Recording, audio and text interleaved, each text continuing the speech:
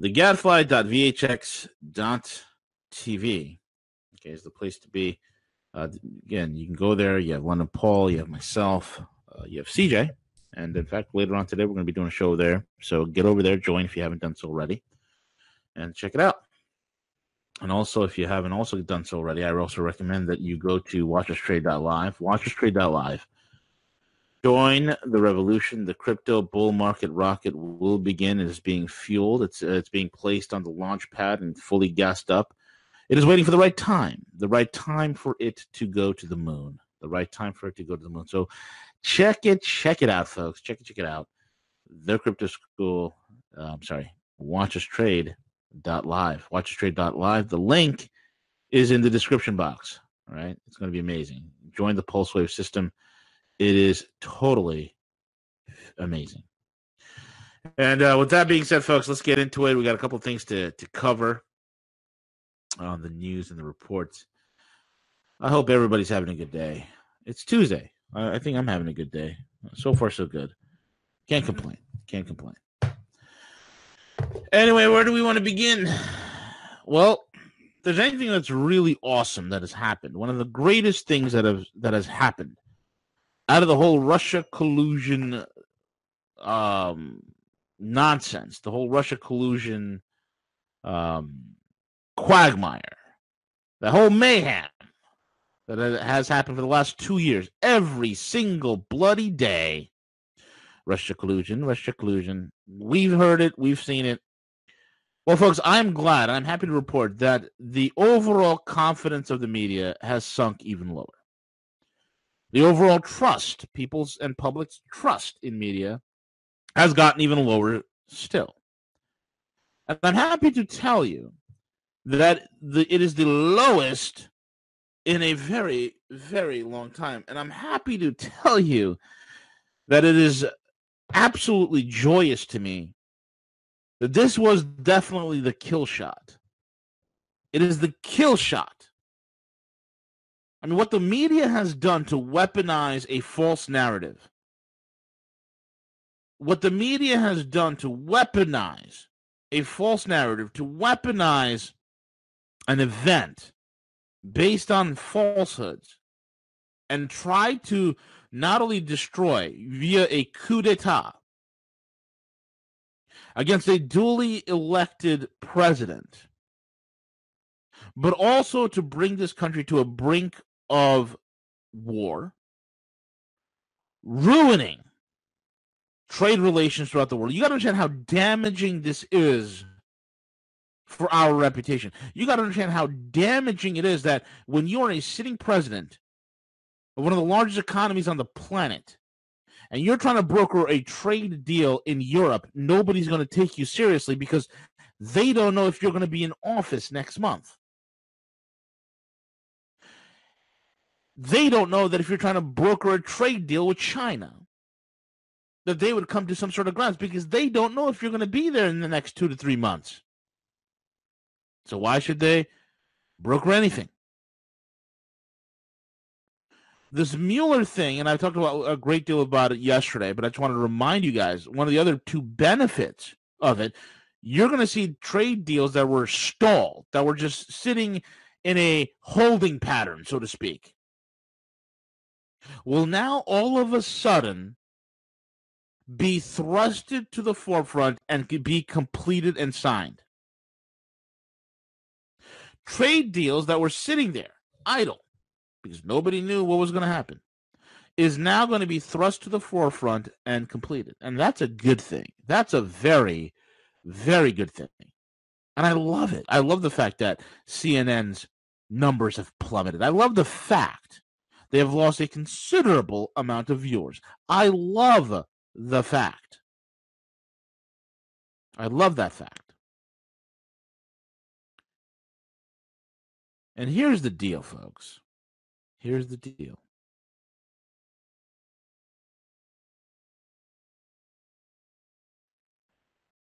The damage that has been done has been absolutely irreversible. And there's going to be a vacuum. And it's our jobs as citizens to fill that vacuum. It's our jobs to create and disseminate ideas and thoughts and concepts. It's our job to create the narrative. It's our job to question what we hear.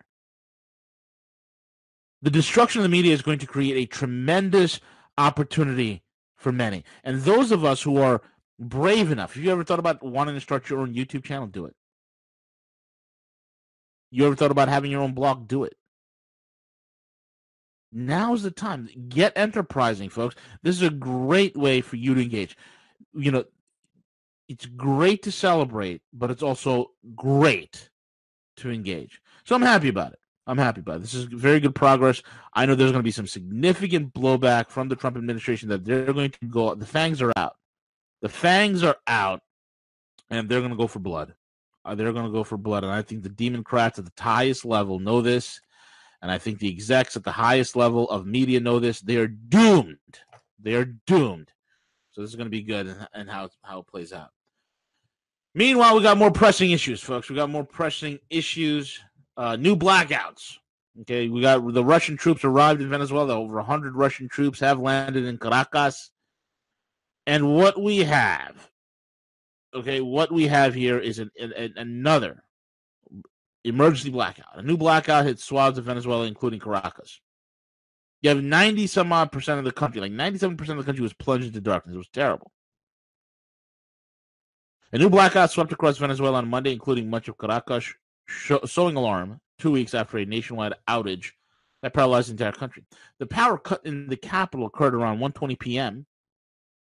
and knocked out electricity in the city center. After nightfall, many apartment buildings in Caracas metro area, home to around 6 million people, were aglow again, and traffic lights were back on. But many people reported that it was still in the dark in many other states. Communications Minister Jorge Rodriguez blamed the latest blackout on an attack on the charging and transmission center at the Guri Dam, which supplies 80% of the power to the country and 30 million people.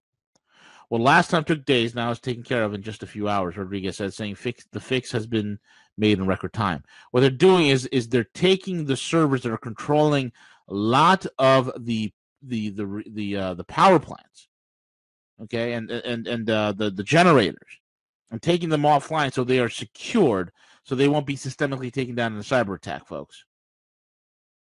Earlier, a local newspaper reported that the power was out at Venezuela's main international airport outside Caracas. I want you to think about that. Power going out at airports. How long can the radars run on backup generation? Folks, you got to understand, this is what pisses me off. When you're taking down, you're messing with the country's electrical grid. It's one thing. It's one thing you want to use proxies and asymmetric warfare to topple a government, but it's another thing that you are messing with the power of a country. Now you're putting human people's lives in danger. That's just not cool. Hospitals where there's newborn children, people needing surgery, people on intensive care, life-threatening illnesses. You're putting their lives in danger. People that are traveling the air, you're putting their lives in danger. People on the road, you're putting their lives in danger. This type of chaos and situations brings out the absolute worst in human nature. You're going to have absolute criminals running amok. And that is why, during the last blackout in Caracas, which occurred yesterday, looting was through the roof. Cell phone signals were disrupted. Televisions were blacked out. Shops hastily shuttered. Rioting that's happening. It's creating chaos and loss of life. It doesn't need for what? Oh, we got to take out the Venezuelans because they're doing a lot of, they're de-dollarizing. They're getting into bed with the Russians and the Chinese, and they're developing petroleum on their own, and we don't want to do that. We don't want to do that. Yeah, we're buying Venezuelan oil on a daily basis, but we're buying it through Citgo. Then we prevent Citgo from sending the money back to Venezuela. So we're essentially freezing them. President Nicolas the Sweetness, the bus driver of Maduro's government, blamed the outage on an attack targeting a Guari hydroelectric plant. Rodriguez told state television that the opposition was responsible, claiming it wants to plunge the population to profound unease. And all they're doing is increasing the resolve. They're increasing the resolve of the population to stick by their masters. If you left Nicolas the Sweetness the Mustard Maduro alone, he would have single-handedly plunged Venezuela into chaos. In fact, Venezuela was heading in that direction to begin. It would have just happened. It would have naturally imploded onto itself. But no, we couldn't wait around. You see, because we're not offering the bigger, better deal anymore. That's the Chinese and the Russians. They're offering the bigger, better deal. What we're offering is death and chaos. And then pilfering and pillaging that comes right after. And that's the problem here.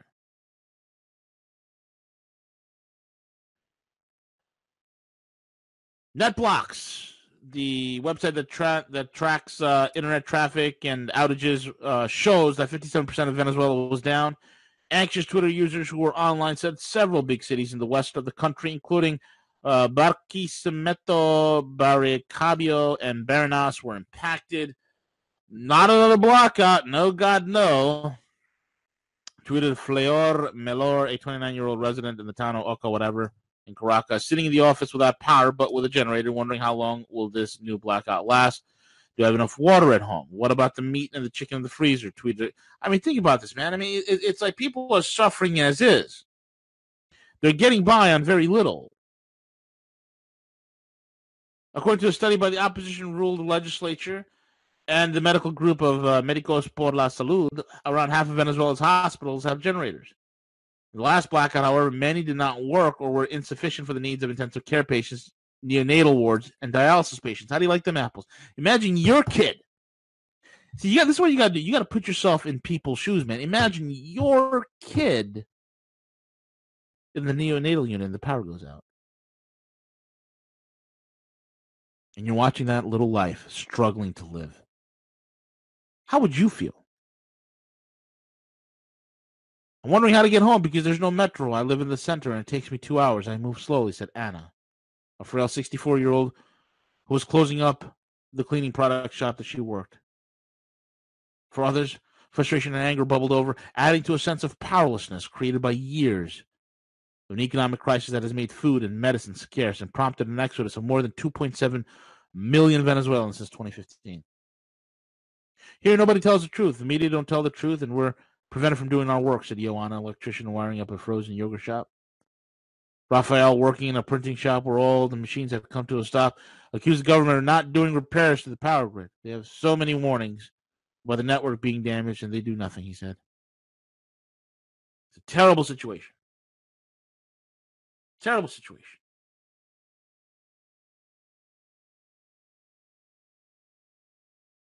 Russian military aircraft carrying military officials and aid, 34 tons of aid, have landed in Caracas. That was part of the news. And if that wasn't far enough for the deep state works in conjunction with the U.S. deep state. You know, they're over there in Venezuela kicking up crap, and there it is, the perpetual war, perpetual debt, deep state of Israel. They're back in action, folks. Back in action. Right on cue. Back in Israel. PM consults with military on Gaza violence. Gaza's heating up again. Exploding. Prime Minister Netanyahu returned from Washington on Tuesday, heading straight into the military consultations, of course, following further actions after a night of heavy fire in which Israeli aircraft bombed Gaza targets and Palestinian militants fired rockets into Israel. Okay, look. Oh, my God. Let me break this down for you guys. Okay. Let me break it down.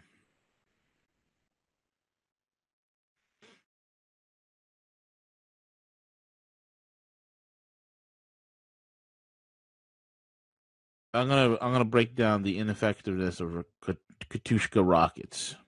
Okay. It's completely ineffective. And this is from the Jewish Policy Center. Okay. The Katyusha, also known as the Qassam. In theory, The rocket brings the Israeli population centers into the range of Hamas, just as Hezbollah fighters in southern Lebanon were able to target towns and villages in northern Israel. Yet the rocket, first used in February 2002 against a target inside Israel, has caused very few casualties. Very little damage. One estimate suggests that approximately 2,000 firings of the rocket. Listen to this. This is from the Jewish Policy Center. In 1 year, they had 2,000 rockets fired. Not a single person was killed. For their own reasons, Israel and Hamas happen to be playing a game of up the danger that the rocket poses. Hamas can trumpet its military effectiveness, and Israel has further arguments to justify its raids into Gaza and West Bank and its policy of liquidating Hamas members, the red line. I want you to think about this for a second. It's a known fact that Hamas was created by Western intelligence and the Mossad. They created, funded, colluded, and helped with the creation of this monster called Hamas. They created Hamas as a counterbalance to the political party called Hezbollah, which many Westerners think is some sort of dangerous, fanatical Islamic terrorist organization. Hezbollah is the farthest thing from it. They're probably the fact you can go to Lebanon and party at a club. What? What? What are you talking about, V? I want to show you guys something, right? I'm gonna show you something. Blow your mind. Watch this.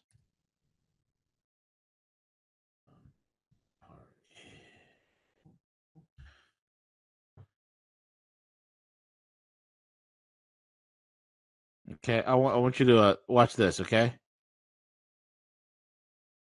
I want to show you something. All right, here we go. I want to show you something. You know, y'all think of, you know, Hezbollah, right? Y'all think of Hezbollah and whatnot, right? So I'm going to show you something. Okay, I'm going to show you. I want you to pay attention to this, guys, because it's those bloody Islamic terrorists, Hamas. They control Lebanon. Well, are you ready? Boom! Look at this. Yeah, buddy, that's Lebanon. You see that? What? Is your mind being blown? Huh? Rooftop bars? What are you talking about? He's in Beirut. Is that a club? They're clubbing. They're having fun. Girls in miniskirts and done up with makeup and having a blast in Beirut. What in the world is going on here? What in the world is this? They're having it looks like a club in Manhattan. Oh my goodness. Oh my goodness. So let me ask you something. Hezbollah that controls Lebanon, that has the real power in Lebanon, is Hezbollah. Why would Hezbollah allow this? Why would they allow all this clubbing, this you know, why would they allow this? Let me show you something else.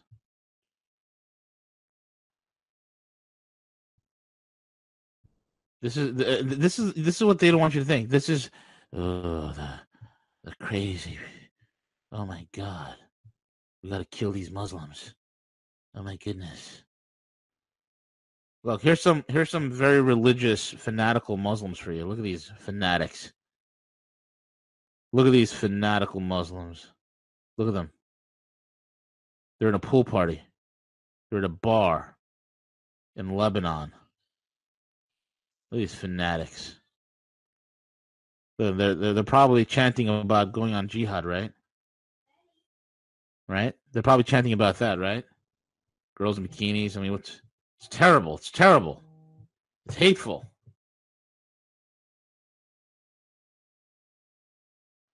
Unbelievable, folks. And this is the type of stuff that they don't want to show you. This is the type of stuff they don't want to show you. Because you know what it is? Because here's the deal. It doesn't fit the narrative. It doesn't fit the narrative. So you got 2,000 rockets. You see, Hamas was created to offset Hezbollah. And they give you the narrative that Hezbollah is some crazy Islamic terrorist organization that, well, here's a country they control. And you got rooftop. Man, they're living nice.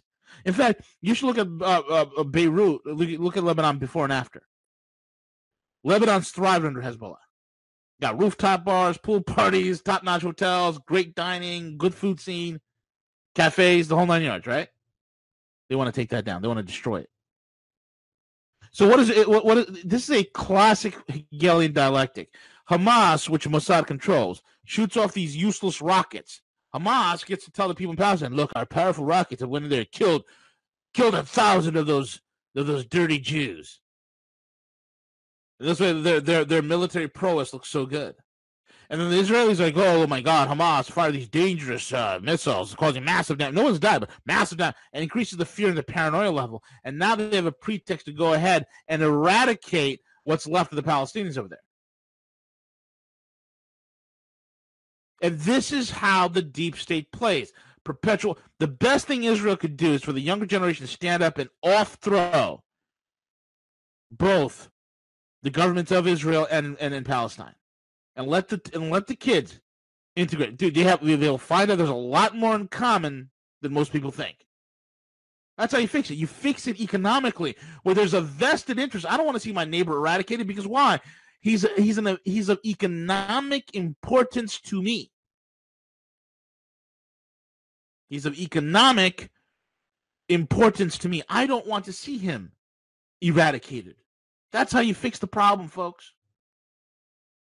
So, yes, at the end of the day, I'm happy that what is happening with the Mueller thing. And I hope that the deep state dies. I hope the U.S. foreign policy is destroyed. I hope we get a new foreign policy. I hope we get economically corrected. I hope the foreign escapades that we engage on stop.